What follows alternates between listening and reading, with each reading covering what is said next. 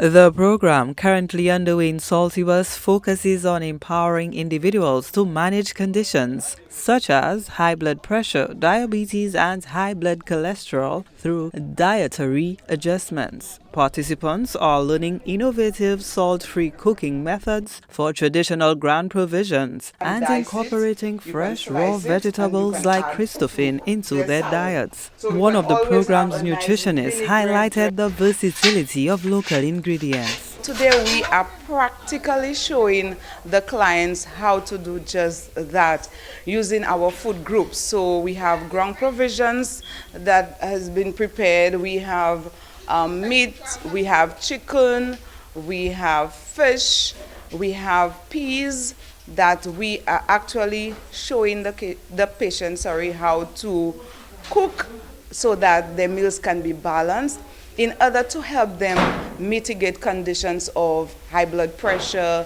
diabetes, high blood cholesterol. They're excited to learn the new ways of cooking the provisions, the ways of showing them how they can actually have the provisions without salt, because we know that a lot of them may tend to add salt to, let's say, the dasheen or the plantain.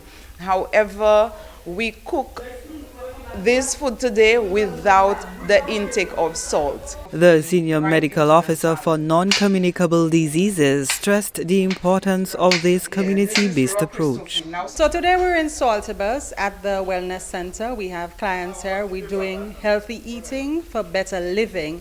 This is an initiative that we are rolling out in our communities. This is led by our nutrition unit of the Ministry of Health, and it is supported by the Taiwan Technical Mission through a project that is being done to actually reduce the impact of chronic non-communicable diseases here in Saint Lucia. We are very happy with what is happening here.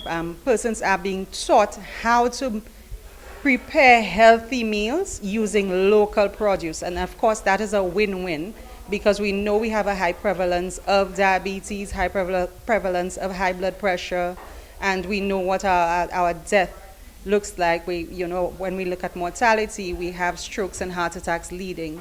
Health officials say by equipping individuals with the knowledge and the skills to make informed food choices, the initiative seeks to positively impact their health outcomes. So it is very important to teach our patients how to prepare healthier food options so that will impact their disease conditions positively, and of course lower their risk of dying from chronic diseases. Generally, the patients tend to be very receptive.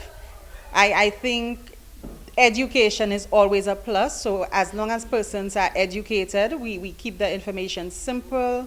It's very visual, so they are engaged in this activity, and we're hoping for very good results, and we're hoping to be able to roll it out in other communities. Organizers express optimism for the program's success and its potential for expansion to other communities across the island, fostering a culture of healthier eating habits and contributing to the overall well-being of the nation.